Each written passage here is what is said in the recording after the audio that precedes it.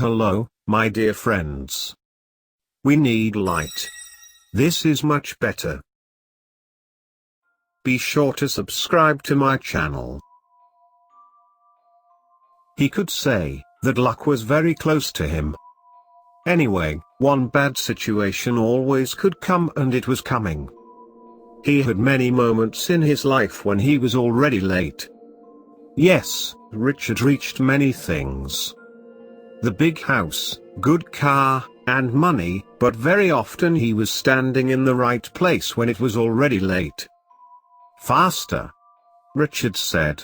We need to hurry. Relax, John said. Everything would be good. The car was going in the night city. Seemed like the rain wanted to stop them because raindrops were hitting the car. Maybe they did not know that no one could stop Richard.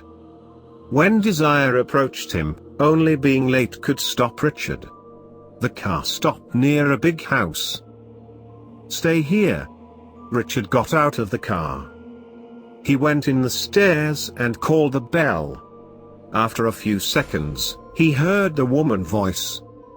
Who is there? It's me, Richard. He answered. A time came for silence, but Richard wanted to speak. Sophie, open the door, he said. Please go away. Sophie did not want to open the door. A few seconds Richard was silent and then said, You know that I will stay here forever. The door opened. Richard entered the house and closed the door. He saw that everything in the house was black. It's a little bit strange, Richard said. Everything is black. I did not know that you like black color. Sophie sat down in the chair and answered. Please tell me what you want and go away. Richard's face changed. He was surprised. Go away? Richard asked. Sophie, you are my wife. We have 2 children. A few weeks earlier you disappeared and now I need to go away? Sophie's face did not change. She drank the tea and looked at her husband. I'm tired, she said. The husband and 2 kids are very tiresome. Richard became much more surprised. At first, he did not know what to answer. Maybe he needed to turn back and go away? No, they needed to talk and find the real answer. Baby, what are you talking about? Richard asked. You are tired and because of this disappeared. I have not disappeared. Sophie became angry. Baby, you need to go with me. Richard said. I will help you. At first Sophie's face changed. At first, it became unemotional. After this, she looked down. A few minutes she was in that position. Richard did not know what to do. Suddenly Sophie started crying. She looked at Richard and the man saw the sadness in her eyes. He came close to Sophie and asked what happened. Sophie was crying and saying that no one would understand her. Richard hugged her and tried to make the situation a little bit positive. He was talking about their kids. He will do something bad, Sophie said. Richard was happy because finally, the woman started talking, but what the hell, she said. Are you threatened? He asked. Yes, he will kill our children, Sophie answered. Richard was a brave man but he's scared. Someone was threatening his wife and saying that he would kill children. Who is he? Richard asked. I don't know, Sophie answered. I only know that he is on the 2nd floor. Maybe Richard's mind could explode. Some guy who scared Sophie was on the 2nd floor. Sophie also told that he was not a human. At this moment Richard understood how much Sophie needed someone who would help her. Richard did not know why, but his wife became crazy. You do not believe me? Sophie said. At this time they heard knocking sound. Richard opened the house door and saw John. "Everything is okay?"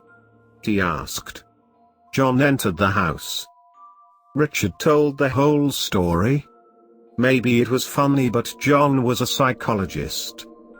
He sat down in the chair near the sofa and said, "It happens to people. The time comes when the mind could become a crazy thing, and human is seeing some crazy monsters."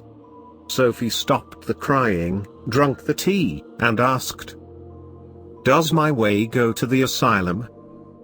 "No," John answered. "Right now I will go to the second floor and meet the monster." Richard smiled and told to his wife that everything would be okay. After this, they will go into the home. Sophie said that John needed to enter the room which had a red door. John stood up and went on the second floor. Richard kissed his wife and told that everything would be okay and the monster will disappear. He started to talk about their kids. Richard told many funny stories about their life, and finally, Sophie smiled. It was good that his wife a little bit escaped the depression, but Richard clearly saw one big problem. John went on the second floor and did not come back. Sophie saw his face and asked, "Did something bad happen?" Richard looked at the floors and asked, "Who is on the second floor?" Sophie again started crying. "The monster," she answered. "There is a monster." Richard stood up. Sophie grabbed his hand and said, "Please stay. Don't go. The monster will kill you." Richard went on the second floor. He entered the dark corridor. "John, where are you?" Richard screamed, but no one answered. On the right side of the corridor, he saw light. The red door was opened and the light was coming from inside. Richard was walking slowly. He entered the room and saw John. His friend was lying on the floor. He was dead. John's body was bloody. Richard wondered what the hell happened. Sophie told that monster was living here. No, the killer did this. He killed John. Suddenly from the bottom of the bed went some scary creature. Richard screamed. The creature looked like a deer but was very scary. "Richard, what happened?" Sophie screamed from the first floor. Richard wanted to turn back and run, but the monster catches him and smiled. "I killed your friend John. I will destroy your life." After this the monster allowed him to run. Richard quickly got back on the first floor and said, "John is dead." "What?" Sophie was very nervous. "Yes, the monster killed him," Richard answered. "We need to go." They came to the door and opened it. On the other side of the door were police officers. "Mr. Richard, is it you?" one officer asked. "Yes, it's me," Richard answered.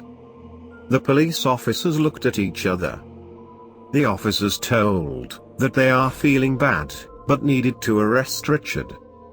"It is good that you, Mr. Richard, called in the police and said how you killed your friend John," one police officer said. Richard was surprised. He knew that monster did everything and this creature would continue destroying their life.